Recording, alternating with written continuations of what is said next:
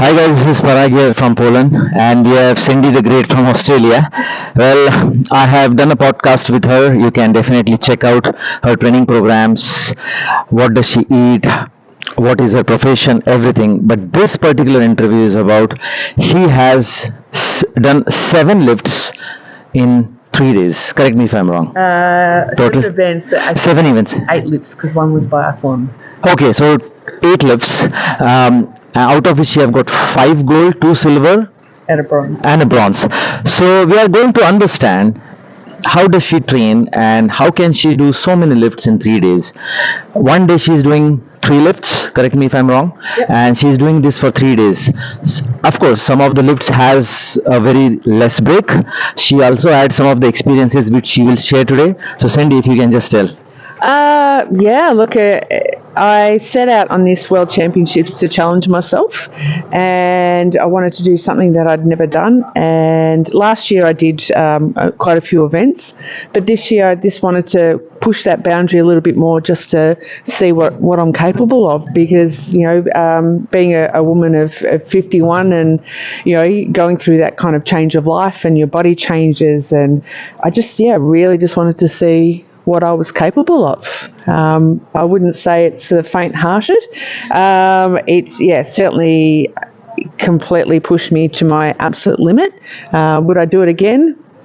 Maybe not. But I'm proud of what I was able to achieve. I just didn't turn up and I pushed every single event that I did. I pushed to my limit, and I think it's a testament to what I achieved. I just didn't turn up just to lift. I turned up to push for every single thing I did. So yeah. Okay. So this is very unusual, guys, to have so many lifts doing in 3 days, and especially 51. So I would really like to know what is the secret behind your training. Keeping it simple. Like, I don't overcomplicate everything. In Australia, when we compete, I use those competition days as preparation for World Championships. So I would do three lifts in a day, or sometimes it would be 2 10-minute events and one 30-minute event, or sometimes I'll do 2 30-minute events or a 60-minute event, just to change it up a bit, just to sort of see where my body's at. And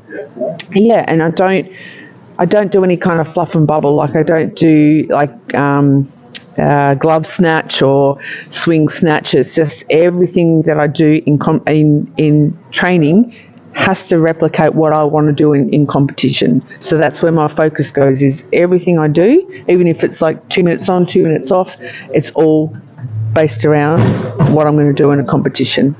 Okay, so the biggest challenge I personally feel is the recovery, because generally people do one event, maybe 2 events, and the next day they are sore, or probably they take little time to recover. Now, what I see is if you are doing 2 events on first day, 2 events on the second day, another 2 or 3 events on the third day, and you just have, I think, less than 12, 13, 14 hours, because it is just an overnight sleep, right? So what is the secret of the recovery? I actually use a lot of vibration therapy, so using power plate. There's a cycloid vibration that I use in between stuff. I haven't got that here. I've got my little power plate gun. So vibration is really good for shifting all that kind of that toxic waste that your body creates during lifting. So yeah, and for me it calms me down. But I think my biggest thing is when I do lift, I actually focus on breath. So everything, if you watch me lift, everything has flow to it. I don't fight the bell, I work with the bell, and that actually stops me from getting really sore. So I actually don't feel sore at all. I feel fatigued, but I don't feel sore. Like, there's nothing, I feel like I've done something, but I'm not like, oh my God, I can't lift my arms or my legs. I recover really well in that respect, because I'm constantly in a state of flow. So Okay, I understand. Now, the most important part here is also nutrition. Two things. One is the nutrition on the daily basis, and the nutrition between the sets. For example, if you do one set at 10 o'clock, another set at 12 o'clock, what do you eat in between, or do you don't eat? No, I do eat. I generally will just like have a banana, some fruit. I take in a lot of electrolytes, so I try and drink the water that's I can't remember the pH level, but there's a certain pH level. Just sort of replacing those electrolytes. Just having good food. Like I don't do any pre-workout, post workout. Don't do any of that sort of stuff. I just try and keep my diet as real as possible. So, Okay, so do you eat like a big meal at the end of the day just to ensure that you? starving. I understand. Starving. Okay, so the key question here is, in that meal, what do you eat? Do you eat clean, or do you have? Whatever my body wants, it has. After what it's just done, because your body will crave what it wants. So sometimes I really crave beetroot and cheese. I don't know why, but I eat it and my body's happy. Okay, but So I listen to my body. Whatever my body feels like, that's kind of what I give it. Like tonight, I feel like pizza or lasagna, so that's probably what I'm going to eat. But yeah, I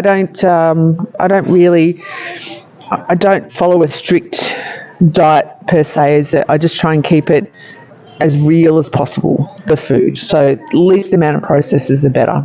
So okay, so you say that least amount of processed food during the event. all the time. So because the key part is even the digestion. So the GI tract has to be clear, because the next day when you are lifting, if it is not clear, then it is going to it is going to be very uncomfortable. So how do you manage? Do you take probiotics? I try and take a probiotic. I'm also on hormone replacement therapy because I'm in menopause. But I just try and just keep everything like have yogurt, all those type of things. Lots of water. Yeah. Okay. Yeah. Now the training part, important. Do you train 3-4 times a week, every day, or also second thing is, because you're lifting all the day. So do you train in the morning as well as in the evening, or do you keep it only 1 or 2 hours? I keep my training short and sweet because I'm time poor with running my own business. So when I can get the training in, that's when I get it in. Some days it can be 5 days a week. Some days it can only be 3 days a week. Sometimes less is more. So I don't overtrain. Like my training volume wouldn't be any more than 30-40 minutes maximum. So but in competition, my brain kicks into gear, and I'm again with that circular breathing, I'm able to do those long sets and sort of tick it. Okay, so now the training part, does it include more of kettlebells, or do you do more of GPP or running? I'm all kettlebell. So do you do strength training? I just use it through kettlebells because I am doing so many lifts. The other stuff isn't. I'm not going to use that in competition. So I literally just train what's going to happen in competition. So, okay. Do you get the palm cuts which generally athletes get? How do you manage that? They're not. They're actually pretty good. I've got a couple of hot spots, but hand care is I use a hand sander, moisturize, and it's just the slip of the bell. Just learning how to use the slip of the bell to save my hands. So not over gripping. So learning that timing of where you're going to grip the bell and release the bell. Yeah. Okay.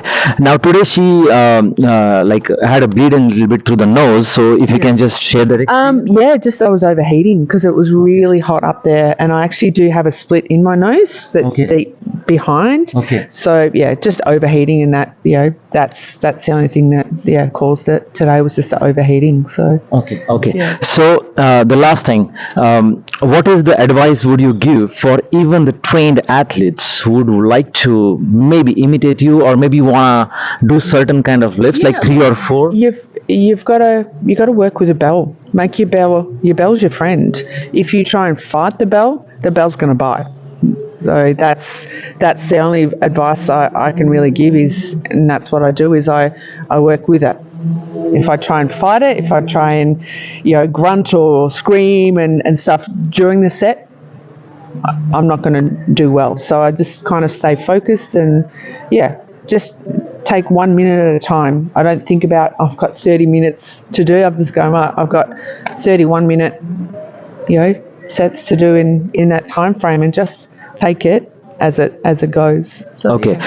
And so when you're finished the lift, do you also in between do some kind of a breath work, or maybe in the morning do you do kind of a breath work?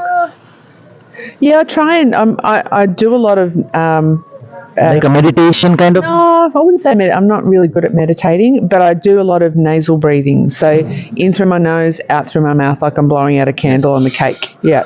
Okay. So nasal breathing actually brings nitric oxide into your blood and creates vasodilation, so allowing that blood to have more oxygen in Okay. it. So Okay. yeah, Makes sense. Okay. yeah. Okay. Super. So yeah, that was super, Cindy. Thank you very much, Cindy, and it was a lot of good information. And I really look forward for you on the next year event. Thank you. Congratulations once again. Thank you. Thank you.